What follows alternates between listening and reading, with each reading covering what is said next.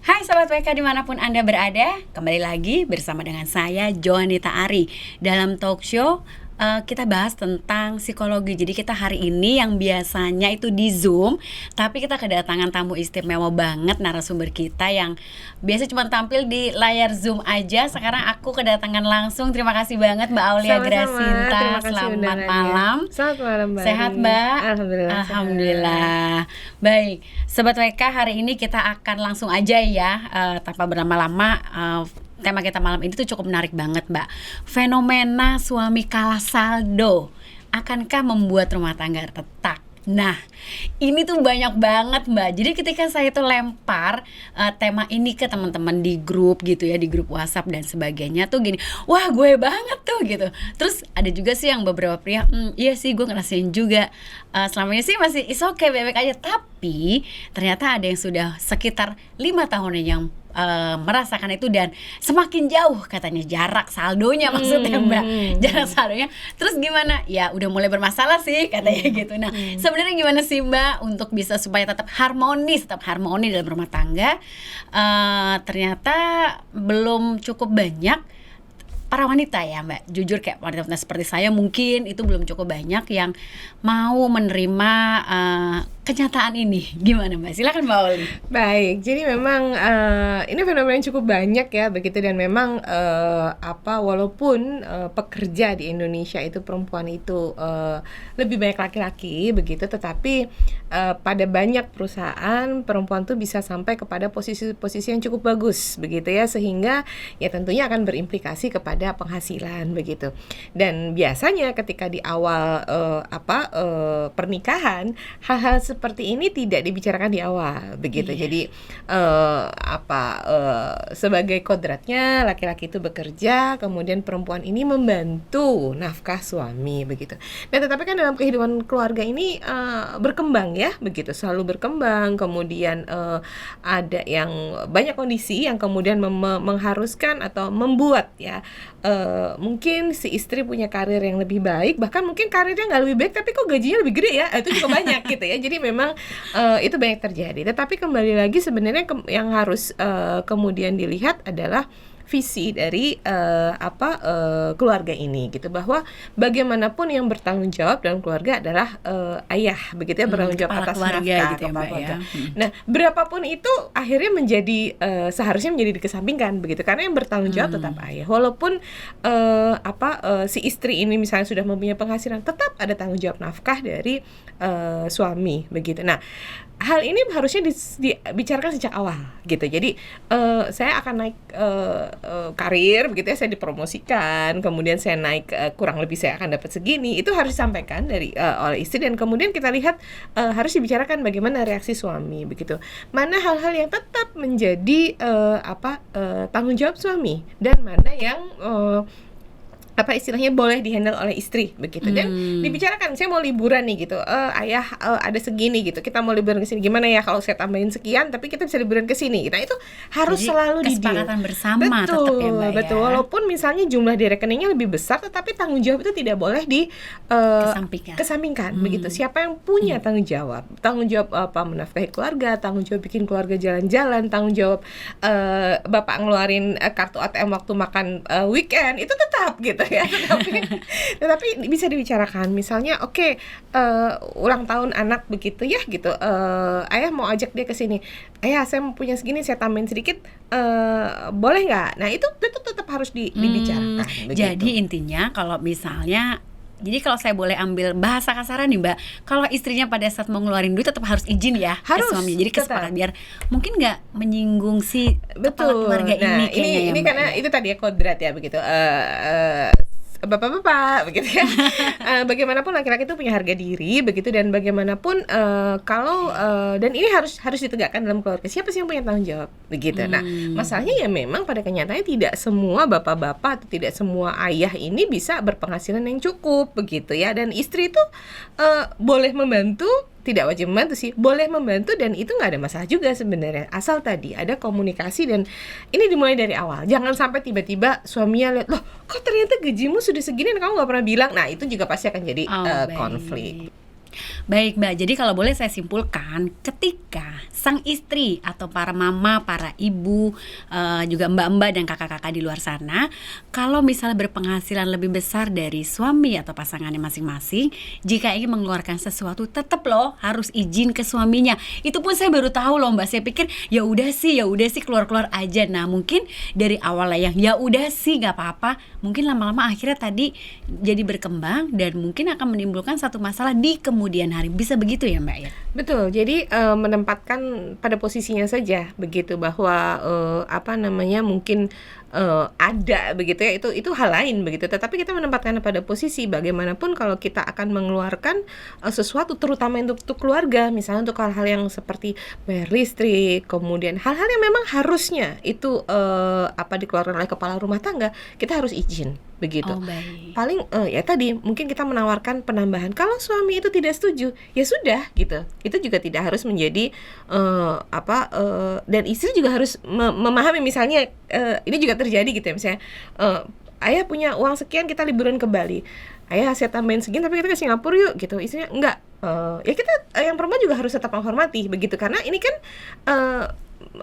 harga diri suami sebagai kepala rumah tangga begitu. Tetapi tadi intinya adalah harus ada keterbukaan dari awal.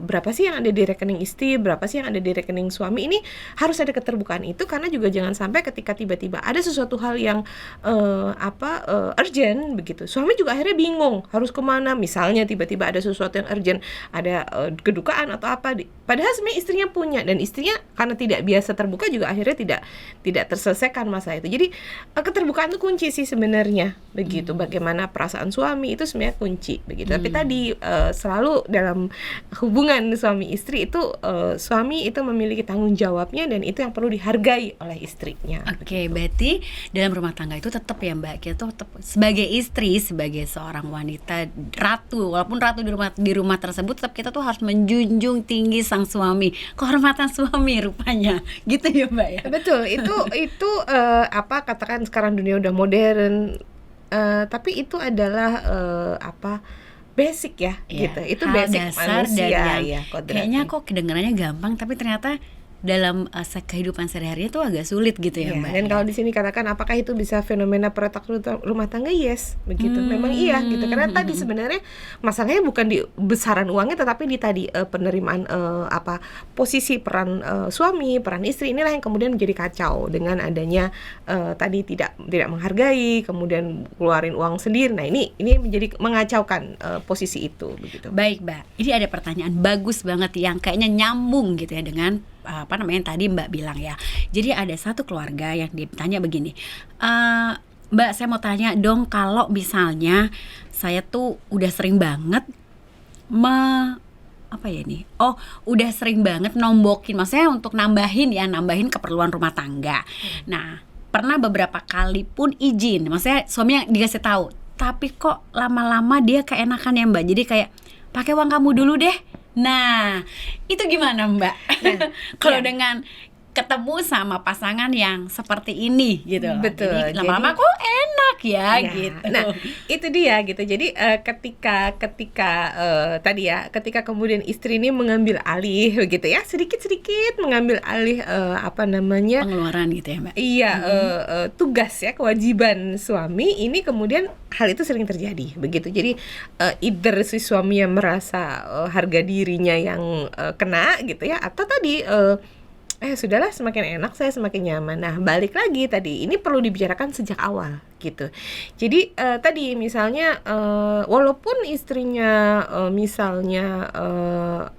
punya uang, tetapi untuk hal-hal yang memang sifatnya pengeluaran rumah tangga itu harus sepengetahuan berdua dan disusun berdua begitu. Harus ditanggung jawab, yang bertanggung jawab harus suami begitu. Dan rasanya nggak ada masalah ya kalau dari awal, oke ya, ayah nih karena kemarin sebulan saya ngeluarin ini ya gitu. Nah, itu bisa kok sebenarnya disampaikan.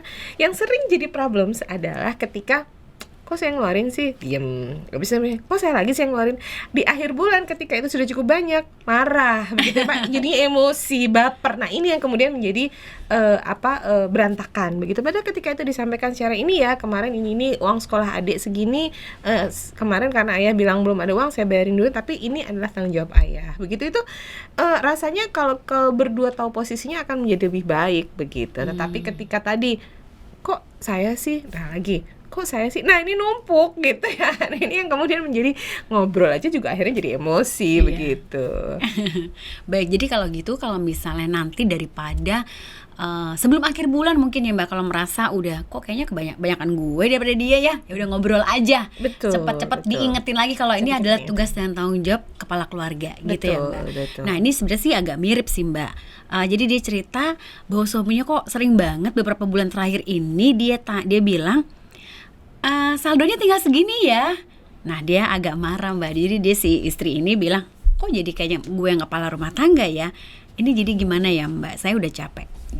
Maksudnya saldo keuangan mereka. Okay. Jadi mungkin di tengah-tengah bulan dan sudah beberapa kali itu dia si suami report, mungkin ini yang pegang suami mungkin ya Mbak. Saldo kita tinggal segini ya gitu loh. Nah mungkin maksudnya ini mungkin si istrinya ini kayaknya sih dia punya usaha. Ini seperti ini, ini saya agak kenal nih yang tanya ini. Si istri ini memang punya usaha Mbak, usaha selain dia bekerja dia juga punya usaha yang lumayan gitu loh. Jadi mungkin kalau ada kekurangan dia akan nambah-nambahin. Nah cuman dia agak kesel karena dia bilang di tengah-tengah sering banget suami bilang, saldo uang kita tinggal segini ya, maksudnya tuh biar dia tambahin lagi gitu loh di saldo bersama itu. Nah itu dia agak kesel, kok jadi gue yang tulang punggung ya gitu. Nah banyak perempuan yang merasa kok jadi gue yang tulang punggung ya. Nah itu gimana Mbak? Ya itu memang tadi ya harus balik dari awal begitu ya, komitmen dalam pernikahan itu seperti apa. Seringkali juga apalagi kalau di Jakarta ya, kota seperti besar gini, ketemunya aja memang sudah saling sama-sama kerja begitu, jadi sudah sama-sama uang sendiri. Nah tetapi ketika itu masuk dalam itu merupakan salah satu hal yang harus dibicarakan pre-nikah gitu ya. Sebelum pranikah itu kita harus bicarakan termasuk hal tersebut gitu. Suami ini kerjanya di mana, dapat uangnya dari mana saja, jangan sampai tiba-tiba besok ada KPK datang gitu ya. Itu harus jelas begitu. Si istri pun juga begitu gitu. Nah, tetapi ketika sudah termasuk itu, bagaimana pembagian tugas dalam rumah begitu ya. Tidak, kan nggak semua juga semua tugas rumah tangga harus istri, tugas kan nggak juga gitu. Nah ini harus dibicarakan di awal karena setiap orang punya kebiasaannya sendiri dalam rumah tangganya sebelumnya kan gitu ya. Kalau di rumah aku biasa-biasa aja tuh, ayah bayarin, ibu bayarin tuh biasa aja, padahal dia nggak tahu kan sebenarnya di dalam ayah ibunya itu seperti apa kan, nggak tahu gitu. Nah ini harus dibicarakan gitu, ini siapa yang harus membayar, dan itu it's okay mulai dari pacaran gitu loh. Jadi ini harus dibicarakan. Kalau misalnya pacaran kayaknya dia dulu nraktir gue mulu ya, begitu nikah kok gue mulu. Nah kok itu jadi kebalik gitu. Nah, ketika sudah ada sinyal-sinyal itu sudah harus dibicarakan begitu. Ini sebenarnya mana sih, dan tadi harus kembali kepada kitohnya ya gitu, bahwa yang memang wajib itu adalah harus dikembalikan pada suami begitu. Nah ketika istri punya dan kemudian oke saya bantu sekian begitu, itu boleh gitu, tapi harus dengan keikhlasan begitu. Tetapi ketika kemudian kok jadi gue, nah itu sudah ada potensi konflik, dan itu harus diselesaikan gitu. Jadi harus disampaikan, tapi tadi ya jangan sampai ketika menyelesaikan itu seringkali kita tuh sudah baper dulu gitu sehingga akhirnya ribut, padahal sebenarnya nggak perlu ribut gitu. Sebenarnya ayah ini kok saya ngerasa Pak ini kok saya ngerasa kayaknya saya jadi gede deh ngeluarinnya, enaknya gimana ya ini. Nah itu sebenarnya bisa kita bicarakan begitu. Jadi memang dari sekian banyak kasus perceraian terutama di 2020-2021 ini meningkat 49% Mbak gitu. Karena salah satunya masalah ini ya Mbak. Faktornya adalah masalah ekonomi. Nah ekonomi ini kan bisa dijabarkan dengan banyak hal ya begitu ya. Apakah tidak ada sumber penghasilan gitu, atau tadi ada sumber penghasilan tapi istrinya merasa lebih besar begitu, atau tadi misalnya suaminya jadi menggantungkan kepada istri. Itu termasuk masalah-masalah yang cukup besar. Sekarang tuh naik 49% dari tahun 2019. Jadi yang paling penting, yang paling banyak adalah ekonomi ya. Mungkin juga karena kondisi pandemi dan sebagainya, banyak yang di lay off. Nah ini masalah ekonomi itu menjadi masalah yang sangat penting di dalam keluarga begitu. Baik Mbak, kalau tadi kan 2 masalah tadi kita dengar dari sisi si perempuan atau si wanita atau istri. Sekarang ada lagi nih Mbak, dari Ridwan. Dia tanya gini, Mbak, saya pun termasuk orang yang saldo saya di bawahnya istri. Namun saya berusaha untuk memenuhi semua keperluan. Tapi ada masalah lain Mbak, di luar rumah tangga inti mereka. Mertua, artinya orang tua dari istri yang tahu kalau gaji si istrinya ini lebih besar. Dan sejak itu dia seperti tidak dihormati. Kemudian, nah itu satu ya Mbak. Terus dia ada 2 pertanyaan. Kemudian Mbak, dia ada 2 curhatan maksudnya Mbak. Kemudian setiap kali kami berkunjung ke rumah mertua atau orang tua istri, selalu menyinggung-nyinggung, maksudnya kayak disindir-sindir gitu loh Mbak. Dan istri saya pun agak mulai sombong dengan penghasilan yang tinggi. Saya mesti gimana ya Mbak? Ternyata ada yang curhat bapak-bapak. Oke Mbak. Baik. Jadi tadi ya harus kembali itu poin gitu, bahwa harus kembali. Dan sebenarnya agak hal-hal seperti itu ya, gaji itu sebaiknya hanya suami, istri, dan HRD yang tahu gitu. Ya kan gitu. Dan finance yang tahu gitu ya. Finance aja tapi mungkin ini karena saking deketnya dengan si orang tua kan. Mungkin tempat tinggalnya mungkin berdekatan mungkin ya Mbak ya. Jadi memang itu dia ya. Jadi tadi salah satunya adalah ketika kita sudah masuk ke dalam ikatan pernikahan begitu ya, terutama perempuan, ini yang menjadi utama adalah suami begitu ya. Walaupun sedekat apapun kita sama orang tua kita, tetap begitu kita sudah menjadi istri, maka suami yang berhak tahu. Suami juga berhak untuk mengatakan jangan katakan ini kepada orang tua. Itu berhak begitu. Kenapa? Potensi-potensi ini begitu. Potensi-potensi ini akan muncul begitu. Jadi saya harus apa? Nah, yang paling bisa dilakukan ya bicara sama istri begitu. Ini kondisinya seperti ini, itu adalah orang tua kita, di mana sumber informasinya tidak mungkin dari HRD perusahaan, informasinya dari istrinya begitu ya, sehingga solusi apa yang diinginkan oleh istri begitu. Jadi kalau kita bertemu dengan orang tuamu, saya harus apa? Itu bisa disampaikan kepada istri. Begitu. Jadi kondisinya memang sebegini, dan ini sebenarnya yang tahu hanya kita, gitu, hanya kita berdua. Tetapi kalau ini sampai tahu ke orang luar dan kemudian ini terjadi terus terang, ini menjadi potensi konflik. Terus kamu maunya apa? Itu saja, itu dulu gitu. Karena ini harus kembali kepada istri. Kalau misalnya istrinya sudah merasa lebih, kemudian dia bersikap tidak, ya sudah gitu. Itu kan menjadi konflik pasti. Dan tadi itu kan menjadi salah satu potensi keretakan rumah tangga, karena istri tidak lagi menghormati suami sebagai kepala keluarga begitu. Tapi memang banyak sih Mbak ya. Jadi punten mungkin di dalam pertemanan saya pun, ketika beberapa teman saya yang wanita yang gajinya dan penghasilannya lebih besar dari suaminya, dia merasa gue nggak bisa nih kayak gini non gitu kan. Dia suka ngomong gitu kan. Kenapa? Ya jujur sih gue jadi merasa gue tuh sombong, jadi kayak ngerendahin dia. Tapi sebenarnya aku nggak mau kayak gini gitu loh. Jadi kayak apa ya Mbak? Kayak tiba-tiba diarahkan seperti itu. Nah, ada yang tanya gini, gimana ya Mbak solusinya, caranya supaya saya tuh nggak bersikap seperti ini. Ada beberapa pertanyaan yang sama, ada curhatan yang sama. Jadi dia merasa ya seperti itu. Jadi penghasilannya lebih besar dari si pasangannya, si suami, dan dia merasa jadi kayak meremehkan. Jadi bilang, masih tinggian temen gue di kantor gini. Sama-sama posisinya mungkin sama, tapi tinggian ya kan mungkin perusahaannya beda. Jadi bagaimana saya harus bersikap ya Mbak? Karena saya juga gak mau kayak gini dan tidak mau terlihat seperti ini di depan anak-anak saya. Betul. Itu tadi ya, betul ya, dampaknya itu kan ke anak gitu. Karena ketika ibu itu memberikan respect yang berbeda terhadap ayah, ini bisa ditangkap oleh anak begitu. Jadi tapi mungkin takutnya anaknya juga jadi nggak menghargai si bapak. Nah, itu yang paling takut, paling ngeri itu ya Mbak ya. Makanya kan jadi begini, istri bisa bekerja di luar begitu, tentu dengan izin suami. Nah, itu yang paling penting ya. Istri bisa bekerja di luar dengan izin suami. Penghasilan besar pun juga mungkin dari doa suami ya Mbak ya. Betul. Kalau dia tidak diizinkan, makanya tadi saya bilang promosi pun perlu tanya. Ayah, saya dipromosikan. Banyak teman-teman saya dosen tidak melanjutkan sekolah S3. Oh ya? Banyak. Karena suaminya tidak mau.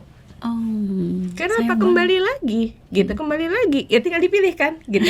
Mau Baik. mau memilih oke saya berkarir S3, saya sampai profesor tapi suami saya nggak happy. Atau saya cukup kok dengan S2 saja, tidak jadi profesor tapi suami saya happy, keluarga saya happy.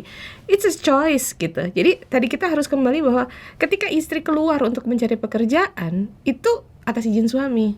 Jadi kalau mau sombong apa yang mau disombongin gitu. Nah tapi seringkali suami pun juga nggak bisa dong ngomong begitu ke istri.